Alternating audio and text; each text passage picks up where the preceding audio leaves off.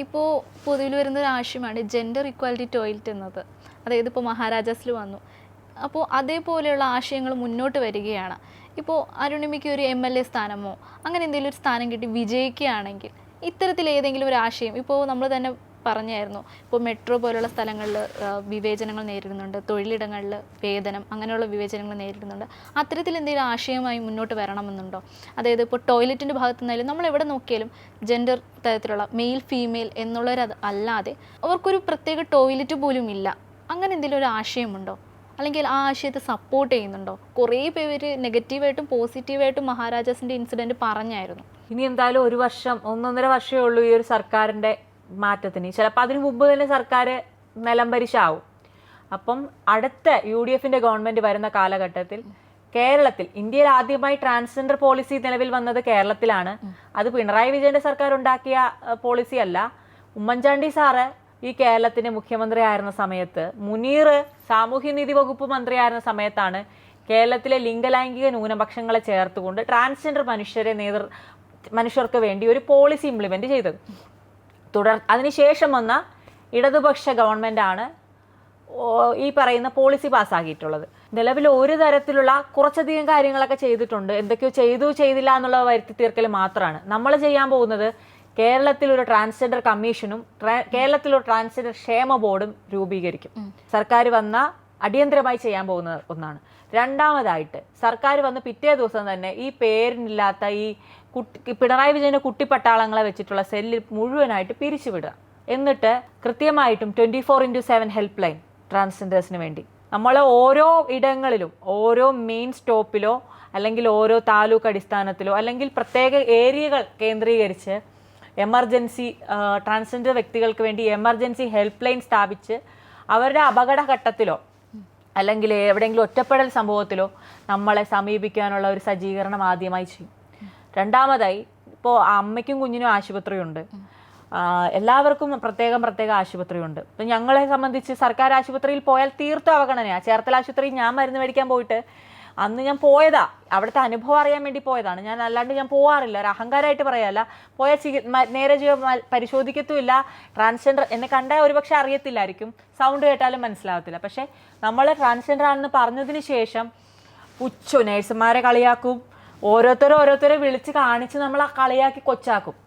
അതുകൊണ്ട് ഞാൻ അവിടെ ചേർത്തല KVM ഹോസ്പിറ്റലാണ്, പനി വന്നാൽ പോലും മരുന്ന് മേടിക്കാൻ പോകണം. അപ്പോൾ നമുക്ക് ഒരു ഹോസ്പിറ്റൽ, സൂപ്പർ സ്പെഷ്യാലിറ്റി ഹോസ്പിറ്റൽ സ്ഥാപിക്കും. അത് എറണാകുളം അല്ലെങ്കിൽ 1 or 2 തിരുവനന്തപുരത്തും എറണാകുളത്തോ അല്ലെങ്കിൽ കോഴിക്കോട് ഏരിയ എവിടെയെങ്കിലും 2 ഹോസ്പിറ്റൽ. പിന്നെ ഈ പറയുന്ന ജനറൽ ന്യൂട്രൽ അല്ലെങ്കിൽ വിദ്യാർത്ഥികൾക്ക് താഴെ തട്ട് മുതൽ അവരുടെ പഠന നിലവാരത്തിൽ ട്രാൻസ്ജെൻഡർ മനുഷ്യരെ കുറിച്ച് കൃത്യമായിട്ടുള്ളൊരു സ്റ്റഡി, അതിനുവേണ്ടി സിലബസിൽ ഇപ്പോൾ ഉൾപ്പെടുത്തിയതിനേക്കാളും കുറച്ചുകൂടി മെച്ചപ്പെട്ട രീതിയിൽ അതിനെ കൈകാര്യം ചെയ്യാൻ വേണ്ടി സംവിധാനങ്ങൾ ഉണ്ടാക്കും. പിന്നെ എല്ലാ സ്കൂളുകളിലും ട്രാൻസ്ജെൻഡേഴ്സ് ആയിട്ടുള്ള വിദ്യാർത്ഥികൾ പഠിക്കുന്നുണ്ടാവും.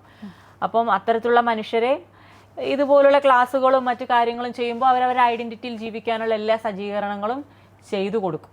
പിന്നെ പെൻഷൻ്റെ കാര്യം, ഇപ്പോൾ പിണറായി വിജയൻ ഞങ്ങൾക്ക് പെൻഷൻ തരുന്നില്ല, പെൻഷൻ ഞങ്ങൾ ഉറപ്പു നൽകും. 3, റേഷൻ ഫ്രീ ആയി നൽകാൻ ഞങ്ങൾ അധികം ആളുകളില്ല, കൂടിപ്പോയാൽ ചിലപ്പോൾ 50,000, ഇപ്പോൾ 1 ലക്ഷം ഉണ്ടാവും.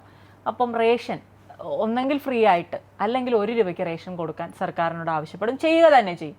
പിന്നീട് നമുക്ക് തൊഴിൽ, പലർക്കും വിദ്യാഭ്യാസമുള്ള ആളുകൾ, ഈ പറയുന്ന ട്രാൻസ്ജെൻഡർ സെല്ലിൽ ഉദ്യോഗസ്ഥരായിട്ടിരിക്കുന്ന ഇടതുപക്ഷ സംഘടനയുടെ നേതാക്കൾക്കൊക്കെ ബിരുദാന്തര ബിരുദമുള്ള ആളുകളുണ്ട്. എന്നാൽ ആ തസ്തിക പോലും സ്ഥിരപ്പെടുത്താൻ പിണറായി വിജയൻ്റെയും ഈ പറയുന്ന മാഷിൻ്റെ വാല തൂങ്ങി നടക്കുന്ന ആളുകൾക്കൊന്നും സാധിച്ചിട്ടില്ല. അപ്പം ചെയ്യാൻ പോകുന്നത് നമുക്ക് വിദ്യാഭ്യാസ യോഗ്യതകൾക്കനുസരിച്ച് അവർക്ക് ജോലി നൽകുവാനുള്ള സംവിധാനങ്ങൾ ചെയ്യും. പിന്നെ അടിയന്തരമായി വേണ്ടത് ഒരു പോലീസ് സംവിധാനമാണ്.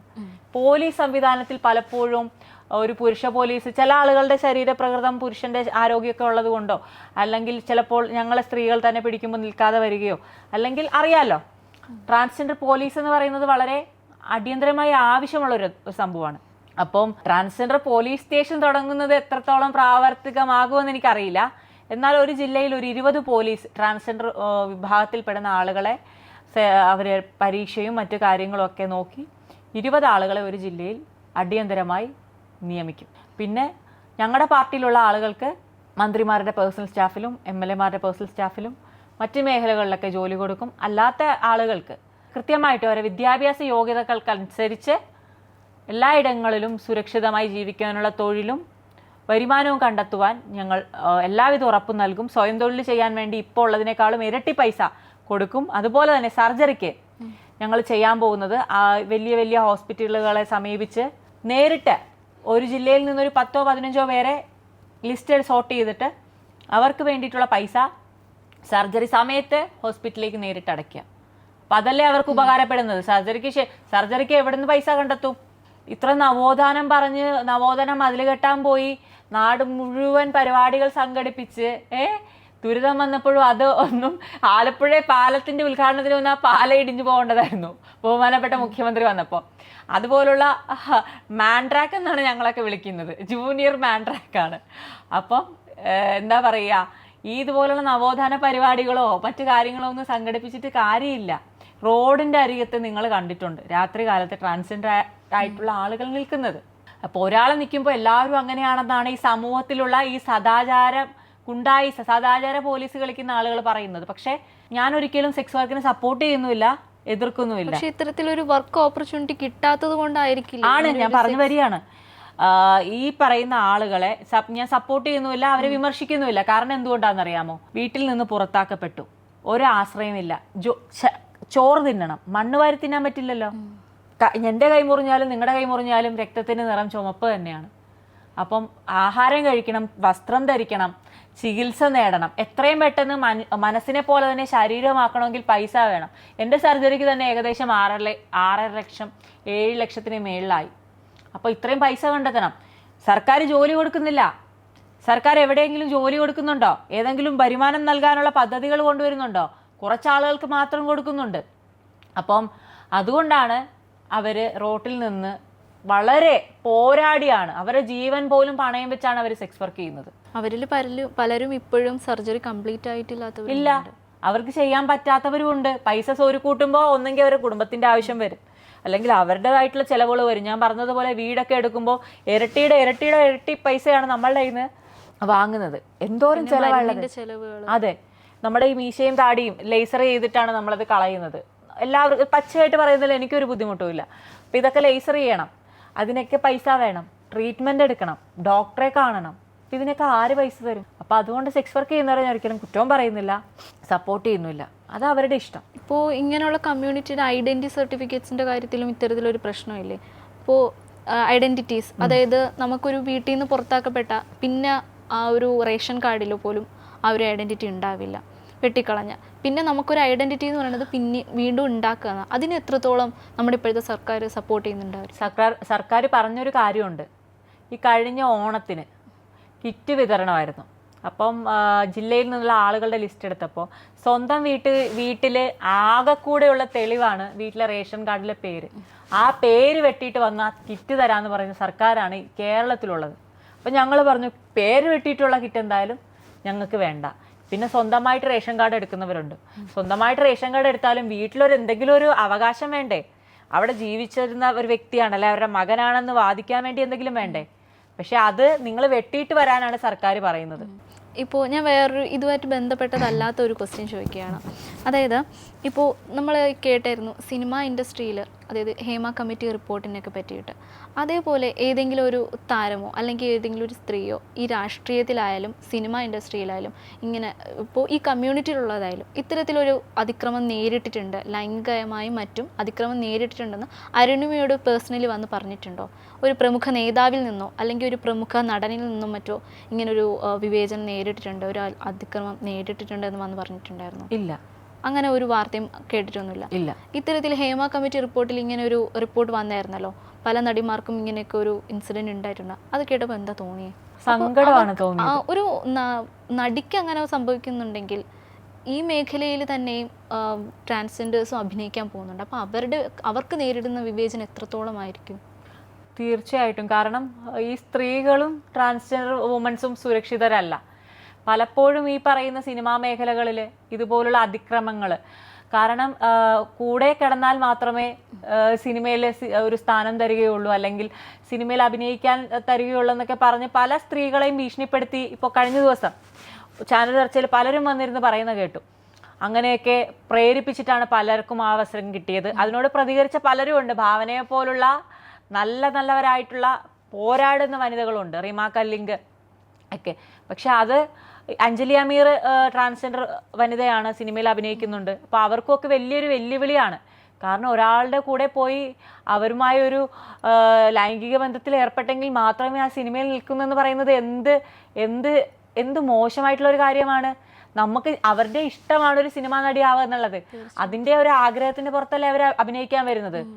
അപ്പം ഈ പറയുന്ന അതിനുവേണ്ടി ചുക്കാൻ പിടിച്ചവന്മാരെയൊക്കെ നടു റോട്ടിലിട്ട് അടിക്കണമെന്നാണ് എൻ്റെ അഭിപ്രായം. ഇതിനെ ഇപ്പോഴും ഒത്താശ ചെയ്തുകൊണ്ടിരിക്കുകയാണ് സർക്കാർ. ഈ റിപ്പോർട്ട് വന്നതിന് ശേഷം അനങ്ങിയിട്ടുണ്ടോ? സാംസ്കാരിക മന്ത്രി പോലും ആദ്യം പറഞ്ഞത് ഒരാള് പ്രത്യേകം ഒരാളുടെ പേര് പറഞ്ഞാൽ, അല്ലെങ്കിൽ ഒരു പരാതിയുമായി മുന്നോട്ട് വന്നാൽ, ഒരാൾക്കെതിരെ പരാതിയുമായി മുന്നോട്ട് വന്നാൽ കേസെടുക്കാമെന്നായിരുന്നു.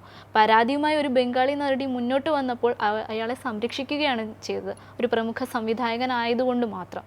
തീർച്ചയായിട്ടും. അപ്പം സ്ത്രീകളെ ഇന്നും താഴ്ത്തിക്കെട്ടി അവരെ ഉപയോഗിച്ച് അവരുടെ ജീവിതം നശിപ്പിച്ചിട്ട് പോലും അവർക്ക് സംരക്ഷണം കൊടുക്കാനോ കൊടിയുടെ കീഴിൽ ശബരിമല കയറ്റാനും അവരെ മതിൽ കെട്ടുവാനും കൊണ്ടുപോയ സർക്കാരിന്, CPM-ന് എന്തുകൊണ്ട് ഈ ഒരു അവസ്ഥ വന്നിട്ട് സ്ത്രീകളായിട്ടുള്ള നടിമാരെ സംരക്ഷിക്കാൻ പറ്റുന്നില്ല? ഇവരുടെ സ്വപ്ന സുരേഷിനെ മാത്രമാണോ സംരക്ഷിക്കേണ്ടത്? ഇവിടെ എല്ലാവരെയും സംരക്ഷിക്കണ്ടേ? ഞാൻ കാര്യമല്ലേ പറയുന്നത്. സ്വപ്നയ്ക്ക് മാത്രം കൊടുത്താൽ മതിയോ? സ്വപ്ന ഇപ്പോൾ ഒരുപാട് പിണറായി വിജയനും CPM-ഉം കൊടുത്തു, ബാക്കിയുള്ളവർക്ക് കൂടി എന്തെങ്കിലും കൊടുക്കണ്ടേ? സ്ത്രീകളെ സംരക്ഷിക്കണ്ടേ? അപ്പോൾ അതിന് പറ്റില്ലെങ്കിൽ രാജിവെച്ച് പുറത്തു പോകുക എന്നുള്ളത് മാത്രമാണ് എനിക്ക് പറയാനുള്ളത്. ഇതിനു മുമ്പും ഒരുപാട് ആളുകൾ ഈ സംസ്ഥാനം ഭരിച്ചിട്ടുണ്ട്. ഇതുപോലുള്ള സംഭവങ്ങൾ ഉണ്ടായിട്ടുണ്ടോ? ഇതുപോലുള്ള ബുദ്ധിമുട്ടുകൾ ഉണ്ടായിട്ടുണ്ടോ? എന്തൊക്കെയാണ് നടക്കുന്നത് ഈ നാട്ടിൽ? എത്ര സ്ത്രീകൾക്കെതിരെയുള്ള അതിക്രമങ്ങൾ നടന്നിട്ടുണ്ട്. ഇവിടെ ആലുവയിൽ തന്നെ ഒരു സംഭവം ഉണ്ടായിരുന്നു, ഒരു കുഞ്ഞിൻ്റെ. എന്നിട്ട് എത്ര വൈകിട്ടാണ് പോലീസ് ആ കേസ് അന്വേഷിച്ചത്? സ്ത്രീകൾക്കെതിരെ എല്ലാ മേഖലകളിലും ഒരുപാട് ആക്രമണങ്ങളും ബുദ്ധിമുട്ടുകളും നേരിടുന്നുണ്ട്. പക്ഷെ പലപ്പോഴും ചില സ്ത്രീകൾക്ക് പറയാൻ ഭയമുണ്ട്. പറഞ്ഞിട്ട് വലിയ കാര്യമൊന്നുമില്ല.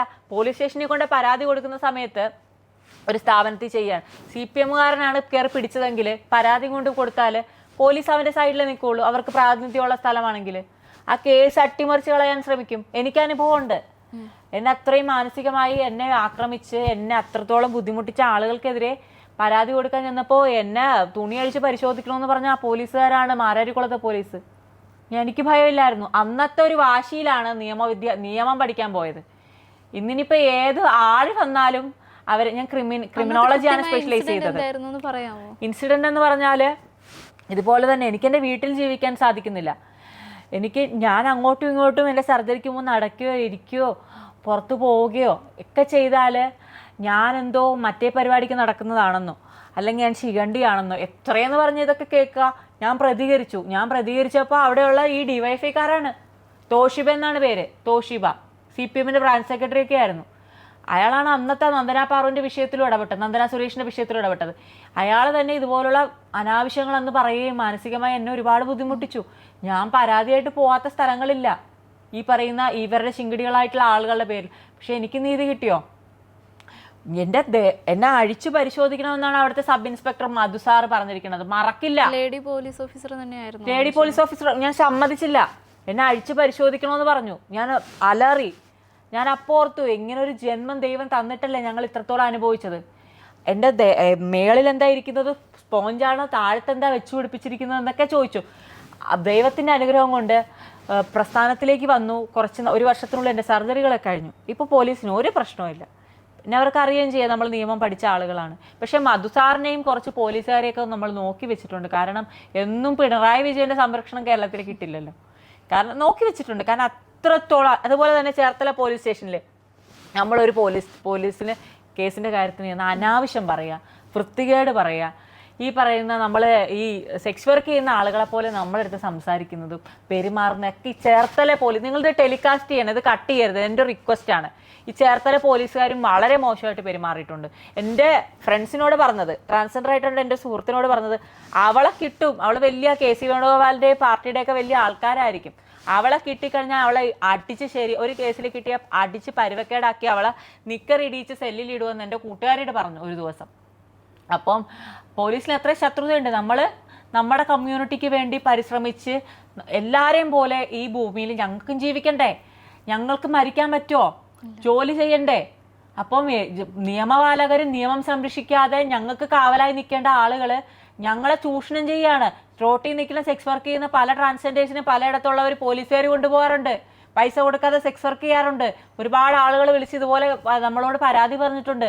പക്ഷെ നമുക്ക് ഒരു പരിധിയുണ്ട്. കാരണം ഈ ജസ്റ്റിസ് ബോർഡിൽ പോലും നമ്മളെ ഉൾപ്പെടുത്തിയിട്ടില്ല. പക്ഷേ ഒന്നിലും തളരില്ല.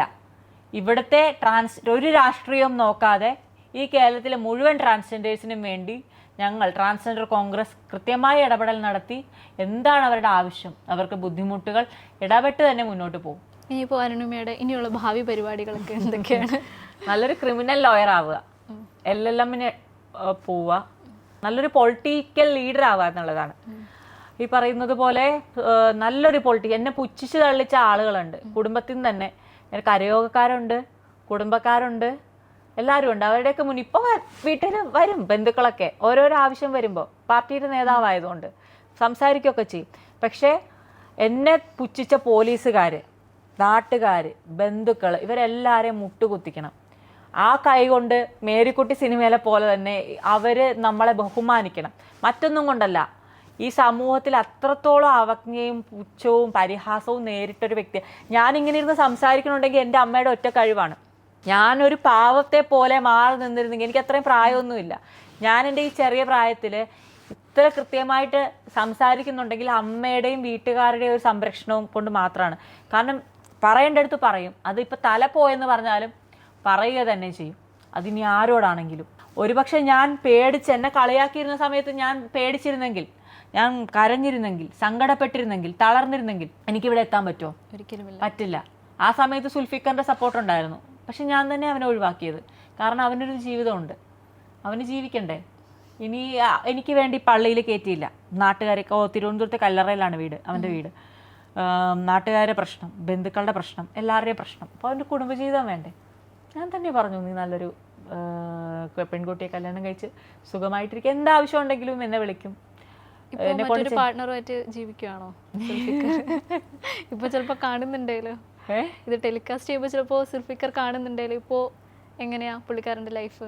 പുള്ളിക്കാരൻ ഇപ്പൊ ഒരു പെണ്ണുണ്ട് എന്നാണ് അറിയുന്നത്. പക്ഷെ സന്തോഷമായിട്ടിരിക്കട്ടെ. ഞാൻ ഇപ്പോൾ അരുണിമയുടെ ലൈഫ്, എൻ്റെ ലൈഫ് എന്ന് പറഞ്ഞാൽ അത് ഇത്തിരി പെൻഡിങ്ങിലാണ്. വേറൊന്നും കൊണ്ടല്ല, എനിക്ക് എൻ്റെ ലക്ഷ്യസ്ഥാനത്ത് എത്തണം. പാർട്ട്ണർ ഉണ്ടോന്ന് ചോദിച്ചാൽ ഉണ്ട്. എന്നാൽ ഞാനിപ്പോൾ അത് പിന്നീട് ഒരു വേളയിലല്ല കൃത്യമായിട്ട് പറയാം. എനിക്ക് എൻ്റെ ലക്ഷ്യമുണ്ട്, ആ ലക്ഷ്യത്തിലേക്ക് എത്തണം. ഇനിയും പരിശ്രമങ്ങളാണ്. കാരണം എനിക്ക് LLBക്ക് അഡ്മിഷൻ ചോദിക്കാൻ പോയ സമയത്ത് വെള്ളാപ്പള്ളിയുടെ വീട്ടിൽ പോയപ്പോൾ തൊഴുതുകൊണ്ട്, ഇവിടെ നിങ്ങളെപ്പോലുള്ളവർക്ക് പഠിക്കാൻ സീറ്റില്ലെന്ന് പറഞ്ഞ വെള്ളാപ്പള്ളിയാണ്. അല്ലെ നിങ്ങളുടെ സഭയുടെ കോളേജ് ഉണ്ടല്ലോ, സ്കൂളുണ്ടല്ലോ, അവിടെ പഠിക്കുമെന്ന് പറഞ്ഞു. നിങ്ങളെപ്പോലുള്ള ആൾക്കാർക്ക് അഡ്മിഷൻ തരില്ലെന്ന് എൻ്റെ മുഖത്ത് നോക്കി പറഞ്ഞു. അതൊക്കെ റെക്കോർഡ് ചെയ്യണമായിരുന്നു അതൊക്കെ. അപ്പോൾ അവിടെ നിന്നൊക്കെ ഈ ഒരു പരിധി വരെ എത്താൻ സാധിച്ചത് കോൺഗ്രസിൻ്റെ അവരുടെ ഒരു സംരക്ഷണത്തിൽ തന്നെയാണ്. ഒരിക്കലും ഇല്ല. ഇപ്പോൾ ലിജു ചേട്ടൻ സംഘടനാ ചുമതലയുള്ള ജനറൽ സെക്രട്ടറി ആയപ്പോൾ ഒരുപാട് സന്തോഷമുണ്ട്. കാരണം ഈ സംഘടന തുടങ്ങാൻ ചുക്കാൻ പിടിച്ചത് ലിജു ചേട്ടനാണ്. ആലപ്പുഴ DCC പ്രസിഡന്റ് ആയിട്ടിരുന്ന സമയത്ത് ഞാനിങ്ങനൊരു ആശയം പറഞ്ഞു. അപ്പം ഞാൻ കോൺഗ്രസിൻ്റെ മണ്ഡലം സെക്രട്ടറിയാണ്, കഞ്ഞിക്കുഴി മണ്ഡലം സെക്രട്ടറിയാണ്. ഞാൻ പറഞ്ഞു, ലിജു ചേട്ടാ ഇങ്ങനെ ട്രാൻസ്ജെൻഡേഴ്സിന് വേണ്ടി ഒരു സംഘടന ഞങ്ങളുടെ വലിയൊരു ആഗ്രഹമാണ്. കാരണം ഇന്ന് ഭയങ്കര വലിയൊരു ബുദ്ധിമുട്ടും രാഷ്ട്രീയത്തിൽ തന്നെ ഞങ്ങൾക്ക് എതിരെ എല്ലായിടത്തും ഒറ്റപ്പെടലൊക്കെയാണ്. ഞങ്ങൾക്ക് വളരണമെങ്കിൽ ഈ ഒരു സ്പേസിൽ നിന്ന് വളരാൻ പറ്റുള്ളൂ, ഞങ്ങൾക്ക് വേണ്ടി സഹായിക്കണമെന്ന് പറഞ്ഞു. ഒന്ന് മുല്ലപ്പള്ളി രാമചന്ദ്രനാണ് KPCC പ്രസിഡന്റ്. മുല്ലപ്പള്ളി സാറിനെ സംസാരിക്കുകയും ലിജു ചേട്ടൻ മുൻകൈ എടുത്തിട്ടാണ് ഈ സംഘടന തുടങ്ങി. എല്ലാ നേതാക്കളും ഏത് സമയത്ത് വിളിച്ചാലും നമ്മുടെ എല്ലാ ലീഡേഴ്സും, രമേശി ആണെങ്കിലും KC ആണെങ്കിലും VD ആണെങ്കിലും KS ആണെങ്കിലും എല്ലാവരും, TU രാധാകൃഷ്ണൻ സംഘടനാ ചുമതല, ഒരുപാട് സപ്പോർട്ട് ചെയ്തിട്ടുണ്ട്. അപ്പോൾ ഇവരൊക്കെ ഇപ്പോഴും സപ്പോർട്ട് ചെയ്യുന്നുണ്ട്. പക്ഷെ താഴെത്തട്ടിൽ സപ്പോർട്ട് ചെയ്യാത്ത പലരും ഉണ്ട്. അഭിപ്രായങ്ങൾ അഭിപ്രായം പറയേണ്ടടുത്ത് ഞാൻ പറയും. യൂത്ത് കോൺഗ്രസിൻ്റെ സമ്മേളനം നടന്നപ്പോൾ ഞങ്ങളുടെ ആളുകളെ വിളിച്ചില്ല. ഷാഫി പറമ്പില പ്രസിഡന്റ്. ഷാഫി പറമ്പിലെ മുഖത്ത് നോക്കി ഞാൻ പറഞ്ഞു, കാണിച്ചത് ശരിയായില്ല. കാരണം അവിടെ പരിപാടി നടത്തിയപ്പോൾ മറ്റ് രാഷ്ട്രീയ പാർട്ടിയുടെ നേതാക്കളായിട്ടുള്ളവരെയും കവിയായിട്ടുള്ള വിജയരാജ മല്ലികനെയും കൊണ്ടുവന്നു. ട്രാൻസ്ജെൻഡർ കോൺഗ്രസിൻ്റെ സംസ്ഥാന പ്രസിഡന്റ് അന്ന് ഞാനായിരുന്നു. അല്ലെങ്കിൽ സംസ്ഥാന നേതാക്കളെയോ അവിടെ ജില്ലാ പ്രസിഡന്റിനെ പോലും വിളിച്ച് വേദിയിലിരുത്തിയില്ല. കുറച്ച് വേറെ പാർട്ടിക്കാരെയും കുറച്ച് സെലിബ്രിറ്റി സ്റ്റാറ്റസിലുള്ളവരെ കൊണ്ടുവന്നു. അപ്പം തന്നെ കൊടുക്കേണ്ട ഡോസ് കൊടുക്കേണ്ട ബന്ധപ്പെട്ട ആൾക്കാർക്ക്. ഇനി ഈ ഒരു കാര്യമായിട്ട് മുന്നോട്ട് പോകാൻ പാടില്ല. അപ്പോൾ ഷാഫി പറമ്പിൽ പാവാണ്, പുള്ളി നിസ്സഹായന, പുള്ളി അറിഞ്ഞിട്ടില്ല കാര്യം. അവിടുത്തെ ചില ആളുകൾ ചെയ്ത പോക്കൃത്തരാണ്. അപ്പം ഞാൻ അവരോടും പറഞ്ഞു, ഇവിടെ ട്രാൻസ്ജെൻഡർ വിഷയങ്ങളിൽ ഇടപെടണമെങ്കിൽ അത് ഒരു വിഷയമുണ്ടെങ്കിൽ ജില്ലാ പ്രസിഡന്റ് ഉണ്ട്, അല്ലെങ്കിൽ എന്നെ വിളിക്കാമല്ലോ. അല്ലാതെ കോൺഗ്രസിൻ്റെ ഉള്ളിൽ കെട്ടിയിറക്കൽ പരിപാടി ഉണ്ടെങ്കിൽ അത് കയ്യിലിരുന്നാൽ മതി. ട്രാൻസ്ജെൻഡർ ആയിട്ടുള്ള ഒരാൾ പാർട്ടിയിൽ ഞങ്ങൾ നോംസ് വെച്ചിട്ടുണ്ട്. ട്രാൻസ്ജെൻഡർ കോൺഗ്രസിൽ അംഗത്വമില്ലാത്ത ഒരാളെയും പാർട്ടിയുടെ ഒരു കമ്മിറ്റിയിൽ പരിഗണിക്കാൻ പാടില്ല. പലരെയും കൊണ്ടുവരാൻ ശ്രമിച്ചു, പക്ഷെ അതൊന്നും നടക്കില്ല. അപ്പോൾ ഇതിനു വേണ്ടി പരിശ്രമിക്കുകയും വെയിലത്ത് പോലും സ്വന്തം ആരോഗ്യവും സൗന്ദര്യവും പോലും നോക്കാതെ പാർട്ടിക്ക് വേണ്ടി കൊടി പിടിച്ചവരൊക്കെ എന്താ മണ്ണബുദ്ധികളോ? അപ്പം അതൊന്നും നടക്കത്തില്ല. അതുപോലെ തന്നെ ഇവിടെ രാഹുൽ ഗാന്ധി വന്നു, വളരെ സങ്കടമുള്ളൊരു കാര്യമാണ്. എറണാകുളത്ത് വന്നു, അന്ന് രഞ്ജുമാറേയും ശീതളിനെയൊക്കെ കൊണ്ടുവന്നു. ഞങ്ങളെ വിളിച്ചിട്ട് ഞങ്ങൾക്ക് ഒരു 5 മിനിറ്റ് വിളിച്ചില്ല. ഈ കാര്യം അറിഞ്ഞപ്പോൾ തന്നെ അങ്ങോട്ട് വിളിക്കുകയും പ്രശ്നം ഉണ്ടാക്കുകയും. എൻ്റെ സ്വഭാവം എന്ന് പറഞ്ഞാൽ ഞാൻ ഒന്ന് പറയാൻ രണ്ടാമത്തേന് ആരാടാണെങ്കിലും ഞാൻ ഷൗട്ട് ചെയ്യും. അതുകൊണ്ടായിരിക്കും എനിക്ക് ശത്രുക്കൾ കൂടുതൽ. ഞാൻ ഒന്ന് പറയാൻ രണ്ടാമത്തിന് ഞാൻ ഷൗട്ട് ചെയ്യും. എനിക്ക് ഇഷ്ടപ്പെട്ടില്ലെങ്കിൽ ഞാൻ മുഖത്ത് നോക്കി പറയും, കാണിക്കുന്ന തോന്നിയവസാണ് കേട്ടോ എന്ന് പറയും.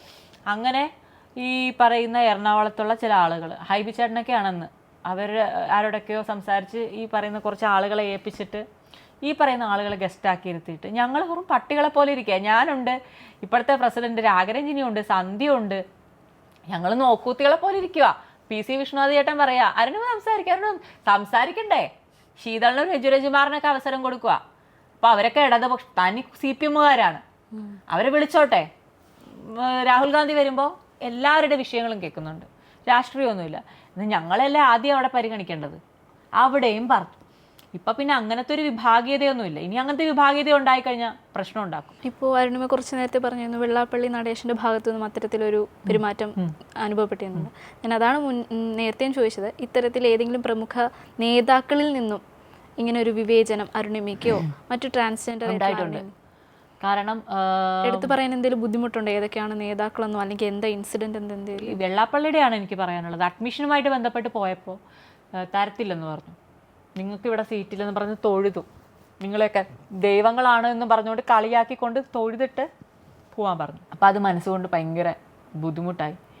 പിന്നെ ഞാനത് വിട്ടു. പിന്നെ നമ്മൾ അതിൻ്റെ പുറകെ തൂങ്ങാനും പിടിക്കാനും പലയിടത്തുനിന്നും എനിക്ക് കോൾ വരും കേട്ടോ. ഇപ്പോൾ CPM-കാരൊക്കെ വിളിച്ചിട്ട് പറയും, നിന്നെ വെട്ടിക്കൊല്ലും, നിന്നെ അത് ചെയ്യും ഇത് ചെയ്യും എന്നൊക്കെ പറഞ്ഞ് ഭീഷണിപ്പെടുത്തല. നമുക്കതിലൊന്നും ഭയമൊന്നുമില്ല. പിണറായിയുടെ പേരൊക്കെ പറഞ്ഞ് ഭീഷണിപ്പെടുത്താറുണ്ടോ? പിണറായിയുടെ പേരും പറഞ്ഞ് ഭീഷണിപ്പെടുത്തുവാണെങ്കിൽ അവരെ കൈയിരിക്കുള്ളൂ. ഭീഷണിപ്പെടുത്തലൊക്കെ ഉണ്ട് കേട്ടോ, ഒരുപാടുണ്ട്. അതിലൊന്നും ഞാൻ പതറാറില്ല. ഇപ്പോൾ ഉമ്മൻചാണ്ടി സാർ നമ്മളെ വിട്ടുപോയി. ഇപ്പോൾ ചാണ്ടി ഉമ്മൻ സാർ അതിനുശേഷം രാഷ്ട്രീയ രംഗത്തേക്ക് വന്നിട്ടുണ്ട്.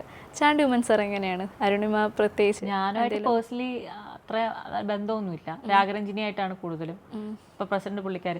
എന്നാലും അദ്ദേഹം വളരെ സ്നേഹത്തോടെയും വളരെ കരുതലോട് കൂടി തന്നെയാണ് ഞങ്ങളുടെ അടുത്ത് പെരുമാറാറുള്ളത്. കാരണം ഉമ്മൻചാണ്ടി സാറുള്ള സമയത്ത് ഞങ്ങൾ എവിടെ കണ്ടാലും അവിടെ വന്ന് ഞങ്ങളോട് സംസാരിച്ച് ഞങ്ങളുടെ വിശേഷങ്ങൾ അന്വേഷിച്ചിട്ട് പോകുന്ന ഒരാളായിരുന്നു. എന്താ പറയുക, അത്രത്തോളം സ്നേഹമായിരുന്നു. ഞങ്ങൾക്ക് എന്താവശ്യം ഉണ്ടെങ്കിലും ഞങ്ങൾ സംരക്ഷിക്കുന്ന ആളായിരുന്നു. ഈ അനന്യയുടെയൊക്കെ വിഷയത്തിൽ ഞങ്ങൾ സമരം നടത്തിയപ്പോൾ അദ്ദേഹത്തിന് വയ്യെങ്കിൽ പോലും ആ സമരപന്തലിൽ നേതൃത്വം വഹിക്കാനൊക്കെ അദ്ദേഹം വന്നിരുന്നു. ഞങ്ങൾക്ക് വേണ്ടി ശബ്ദിച്ചിരുന്ന ഒരു നേതാവാണ് ഉമ്മൻചാണ്ടി. പക്ഷേ ഇന്ന് ഇല്ല എന്ന് പറയുമ്പോൾ വളരെ വലിയൊരു സങ്കടമാണ്. കാരണം ഞങ്ങൾക്ക് വേണ്ടി ശബ്ദിക്കുന്ന പലരും ഇല്ല എന്നുള്ളത് അതൊരു ഭയങ്കര സങ്കടമാണ്. ആ മകനും അതുപോലെ തന്നെ എന്തെങ്കിലും കാര്യമുണ്ടെങ്കിൽ പറഞ്ഞ് with pleasure he will always help us. ഞാൻ ഇതിൽ നിന്നും വ്യത്യസ്തമായിട്ട് ഒരു കാര്യം ചോദിക്കുന്നത്, അതായത് ഒരു പ്രത്യേകതര ആചാരമുണ്ട് ഈ ഒരു കമ്മ്യൂണിറ്റിക്കാർക്ക്, അതായത് സിന്ദൂരം അണിയുക എന്നുള്ളത്. അതായത് ചിലപ്പോൾ കല്യാണം കഴിച്ചിട്ടില്ലായിരിക്കും, അതിൻ്റെ പിന്നിലെ ആശയം എന്താണ്? ഹിജഡ കൾച്ചർ എന്നാണ് അതിന് പറയുക. ഹിജഡ കൾച്ചർ പ്രകാരം നമ്മൾ സർജറി കഴിഞ്ഞാൽ 40 ദിവസം വീട്ടിലിരിക്കുക, ആണുങ്ങളെ കാണാൻ പാടില്ല. ജൽസ എന്ന് പറയുന്ന ചടങ്ങുണ്ട്. ജൽസ ചടങ്ങിൽ നമുക്ക് ഗുരു ഉണ്ട്. ആ ഗുരു നമ്മുടെ കഴുത്തിൽ ലച്ച കെട്ടും. ലച്ച എന്ന് പറഞ്ഞാൽ താലി, ഒരു കറുത്ത കരിമണി മാല പോലത്തെ മാല. എൻ്റെ ഗുരു രാഗരഞ്ജിനിയാണ്. പുള്ളിക്കാരി താലി കെട്ടി നെറ്റിയിൽ സിന്ദൂരം അണിയിക്കും. നമുക്ക് കല്യാണം കഴിയാത്തവരും സിന്ദൂരം ഇടണമെന്നാണ്. പക്ഷെ എൻ്റെ കല്യാണം കഴിയാത്തത് കൊണ്ട് ഞാൻ ഇടുന്നില്ല. എനിക്ക് കൾച്ചർ ഇഷ്ടമാണ്. പക്ഷെ നമ്മൾ ഈ പൊതുപ്രവർത്തനമായിട്ട് നടക്കുമ്പോൾ അത്രത്തോളം അതിൽ വലിയൊരു ടച്ച് കീപ്പ് ചെയ്യാണ്ട് നമ്മൾ പൊളിറ്റിക്സ് ആയിട്ട് ഫുൾ ടൈം ആക്റ്റീവ് പൊളിറ്റീഷ്യനായിട്ടാണ് നടക്കാനാണ് ഞാൻ ആഗ്രഹിക്കുന്നത്. അപ്പോൾ ഇനിയും പൊളിറ്റിക്സ് ആയിട്ട് തന്നെ മുന്നോട്ട് പോകാനാണ്? തീർച്ചയായിട്ടും അങ്ങനെ തന്നെ. ഇപ്പോൾ ഉള്ള പാർട്ട്ണറാണ്, ഫുൾ സപ്പോർട്ടാണ്. അപ്പോൾ എനിക്ക് ഫുൾ നല്ലൊരു പൊളിറ്റിക്കൽ ലീഡറാവും. എവിടെയും നമ്മുടെ സാന്നിധ്യം ഉണ്ട്, നമ്മളെ കൊണ്ട് ചെയ്യാൻ സാധിക്കും എന്നുള്ളത് നമ്മൾ തെളിയിക്കണം. തീർച്ചയായും. ഇപ്പോൾ എനിക്ക് വളരെ വലിയൊരു അനുഭവം ഉണ്ടായി. പണിക്കവീട് പബ്ലിക് സ്കൂള്, പണിക്കവീട്ടിൽ സർ സെബാസ്റ്റ്യൻ പബ്ലിക് സ്കൂളിലെ വയലാറാണ് ഡയാന മാഡം. ഒരുപാട് ട്രാൻസ്ജെൻഡേഴ്സിനെ സപ്പോർട്ട് ചെയ്യുന്ന ആളാണ്. പേഴ്സണലി നല്ലൊരു സുഹൃത്താണ്. എന്ത് ബുദ്ധിമുട്ടുണ്ടെങ്കിലും മിസ്സ് നമ്മളെ മെൻ്റലിയൊക്കെ ഒരുപാട് സപ്പോർട്ട് ചെയ്യും. ഞാൻ അങ്ങനത്തെ ഒരു ഞാൻ സ്കൂളിലൊക്കെ പഠിച്ചിട്ടുണ്ടെങ്കിൽ പോലും ഞാൻ കണ്ടിട്ടില്ല അതുപോലത്തെ ടീച്ചർമാരെ. കാരണം ഒരു വ്യക്തിയുടെ കഴിവാണ് അംഗീകരിക്കേണ്ടത്. അത്രത്തോളം നമ്മളെ എന്തുണ്ടെങ്കിലും ചേർത്ത് പിടിക്കുന്ന ഒരു അധ്യാപിക അങ്ങനെ ആവണമെന്ന് ഞാൻ വിശ്വസിക്കുന്നു. ഞാൻ ഒരുപാട് അധ്യാപകരെ കണ്ടിട്ടുണ്ട്, എന്നെ ആക്ഷേപിച്ചതും എന്നെ ഒറ്റപ്പെടുത്തിയതും അങ്ങനെയൊക്കെ ചെയ്തവരെ കണ്ടിട്ടുണ്ട്. പക്ഷെ ഞാൻ ഒരു അധ്യാപകനെ കാണുമ്പോൾ അത്രത്തോളം ചേർത്ത് പിടിക്കുന്ന ഒരു ടീച്ചർ, അങ്ങനെയുള്ള ആളുകളോട് ഒരു വിവേചനവും ഇല്ലാത്തൊരു ടീച്ചർ. ഒരുപാട് ഞാൻ ഈ അവസരത്തിൽ ഞാൻ പറയുകയാണ്. ഇപ്പോൾ സുഹൃത്തുക്കളുടെ ഭാഗത്തു നിന്നായാലും കോളേജിലോ അല്ലെങ്കിൽ സ്കൂളിൽ നിന്നോ എന്തെങ്കിലും മോശമായിട്ടുള്ള രീതിയിൽ ലൈംഗികമായിട്ട് അനുഭവം നേരിട്ടിട്ടുണ്ടോ? അങ്ങനത്തെ അനുഭവമൊന്നും ഇല്ല. എന്നാലും കളിയാക്കുമായിരുന്നു. സീറ്റിലൊന്നും വന്നിരിക്കില്ലായിരുന്നു. പ്ലസ് ടുവിനൊക്കെ പഠിക്കുമ്പോൾ ഒറ്റപ്പെടുത്തുമായിരുന്നു. അല്ലാണ്ട് മോശമായിട്ടൊന്നും ഇല്ല, ഇങ്ങനെ കളിയാക്കും. അങ്ങനെയൊക്കെ വന്നപ്പോൾ എനിക്ക് ബുദ്ധിമുട്ടുണ്ടായിട്ടുണ്ട് മനസ്സുകൊണ്ട്. പിന്നെ നമുക്ക് 8ാം ക്ലാസ്സിൽ പഠിക്കുമ്പോൾ മനസ്സിൽ പ്രണയം തോന്നുമല്ലോ. നമ്മുടെ മനസ്സ് ഒരു സ്ത്രീയുടെ മനസ്സാണല്ലോ. അപ്പം നമ്മൾ അത് ആരോടും പറയാൻ പറ്റത്തില്ലല്ലോ. അങ്ങനെ ഒരുപാട് ഞാൻ ബുദ്ധിമുട്ടിയിട്ടുണ്ട്. സ്കൂളിൽ പഠിക്കുമ്പോഴൊക്കെ നമ്മളെ മനസ്സിൽ നമ്മൾ പെണ്ണാണ്. പക്ഷേ അവനോട് ഞാൻ അങ്ങനെ 10ാം ക്ലാസ്സിൽ പഠിക്കുമ്പോൾ ഒരാൾക്ക് കത്ത് കൊടുത്തിട്ട് എൻ്റെ ചിറ്റൻ്റെ മോൾ അവിടെ പഠിക്കുന്നുണ്ടായിരുന്നു 10th. അവൾ വന്ന് എൻ്റെ അടുത്ത് ദേഷ്യപ്പെടുകയൊക്കെ ചെയ്തു. അതിൻ്റെ പേര് അരുൺ എന്നാണ്, അമ്പു എന്നാണ് പേര്. അപ്പോൾ അങ്ങനെ ഞാനതൊക്കെ ഓർത്ത് പോയി. ഇപ്പം ഇതാ പറഞ്ഞപ്പോൾ അങ്ങനെയുള്ള സംഭവങ്ങളൊക്കെ എനിക്ക് ഉണ്ടായിട്ടുള്ളൂ. പിന്നെ ഞാൻ സ്കൂൾ ലീഡറൊക്കെ ആയിരുന്നു. എങ്ങനെ പിന്നെ ബോയ് വന്ന് അയ്യോ എന്നെ കൊല്ലാൻ വന്നു. He was very angry. എന്ന് വെച്ചാൽ അവൻ എന്നെ കൊല്ലാൻ വന്നു. ഞാൻ വലിയ ഒരു ക്രിസ്മസ് കാർഡൊക്കെ എഴുതി അങ്ങനെയൊക്കെ കൊടുത്തു. അങ്ങനെയപ്പോൾ എന്നെ കൊല്ലാൻ വന്നു. പിന്നെ എനിക്ക് പ്ലസ് ടുവിന് പഠിക്കുമ്പോഴും അതുപോലെ. നമ്മുടെ പ്രായമല്ലേ, നമ്മളെ സ്ത്രീയാണ് മനസ്സുകൊണ്ട്.